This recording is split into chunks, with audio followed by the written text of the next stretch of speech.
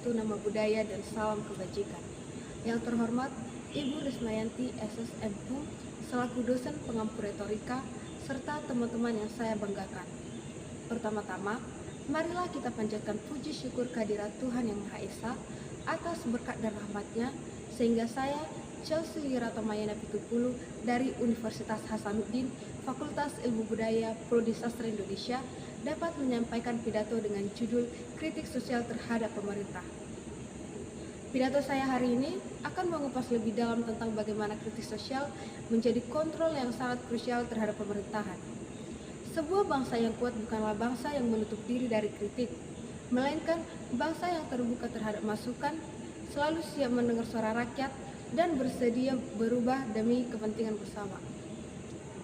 Hadirin yang saya hormati, hari ini saya ingin membahas sebuah isu yang sangat krusial dalam kehidupan berbangsa dan bernegara, yaitu pentingnya kritik sosial sebagai bentuk kontrol terhadap pemerintahan.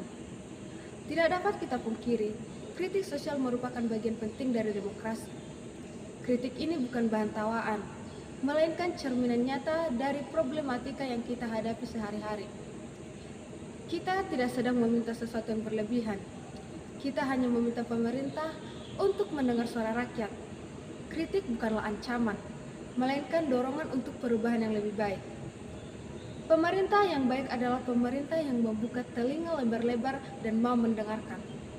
Kita ingin pemerintah yang kuat, tapi juga rendah hati.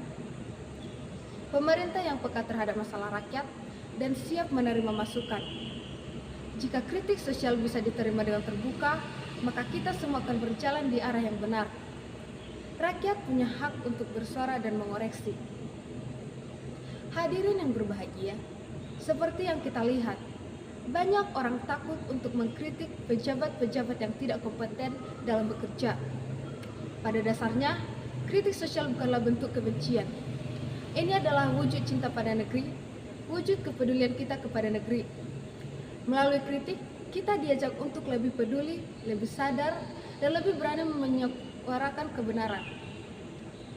Kritik sosial juga memberikan ruang bagi masyarakat untuk merespon dan bereaksi terhadap kebijakan pemerintah. Rakyat tidak hanya memiliki hak untuk mengkritik, tetapi juga berhak menuntut solusi dari pemerintah. Ini adalah bentuk partisipasi yang sangat penting dalam proses demokrasi. Tanpa adanya kritik yang membangun, pemerintah bisa saja terjebak dalam zona nyaman dan mengabaikan kebutuhan serta aspirasi rakyat. Kita tidak bisa mengabaikan konteks sosial di mana kritik ini disampaikan.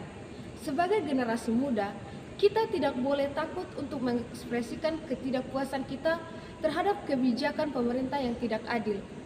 Dalam masyarakat yang terus berubah, penting bagi kita untuk memiliki tokoh-tokoh yang mampu mengungkapkan kritik secara terbuka dan lugas, sehingga bisa menjadi cermin bagi pemerintah untuk mengevaluasi diri.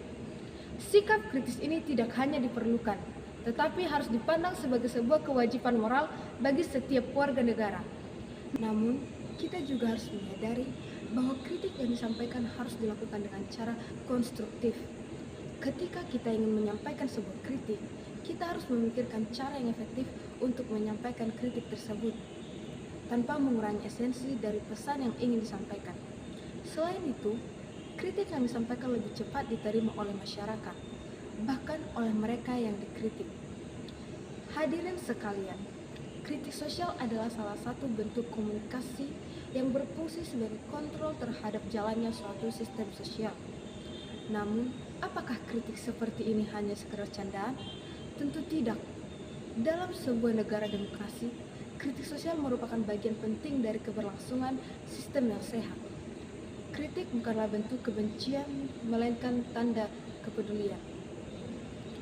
Mari kita terus mengawal pemerintahan ini dengan cinta, dengan harapan, dan dengan kritik yang membangun. Dengan begitu, kita tidak hanya membangun sebuah negara yang kuat, tetapi juga negara yang adil dan berpihak pada kesejahteraan seluruh rakyatnya. Terima kasih atas perhatian hadirin sekalian. Semoga kita selalu diberkahi keberanian untuk berbicara dan kebijaksanaan untuk mendengarkan.